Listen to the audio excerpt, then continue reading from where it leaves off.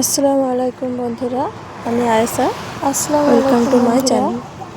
আমি Ayesha Kamal. Welcome to my channel. আজকে আমি নিয়ে চলে এসেছি চিকেন লেগ পিস ফ্রাই। আমি একটা নতুন রেসিপি প্রথমে নিয়ে আমি চলে দুটো এসেছি। চিকেনের লেগ পিস নিয়ে নিয়েছি, নতুন সেগুলো নয়, ছুরির সাহায্যে পেঁচিয়ে নিলাম। আমার কাছে নতুন। এরপরে আমি লেবুর রস দিয়ে দিচ্ছি, যাতে চিকেনটা ছেড়ে না যায়, আবার ভালোভাবে সেদ্ধও হয়ে যায়, আর আষ্টে গন্ধও থাকবে না। তারপরে আমি কিছু গুঁড়ো মশলা দিয়ে চিকেনের লেগ পিসগুলোকে আমি ম্যারিনেট করে রেখে দেবো আধা ঘন্টা।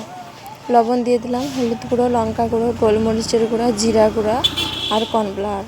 ভালোভাবে মাখিয়ে নিয়ে আধা ঘন্টার মতো রেখে দিয়েছিলাম। দেখো, আধা ঘন্টা পরে আমি কড়াতে বেশ খানিকটা তেল দিয়ে দিয়েছি।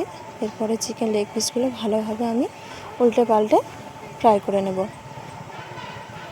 দেখো, একটুও কিন্তু চিকেন ছেড়ে যাচ্ছে না, কড়াতে লেগেও যাচ্ছে না। এবার উল্টে নিচ্ছি ভালোভাবে।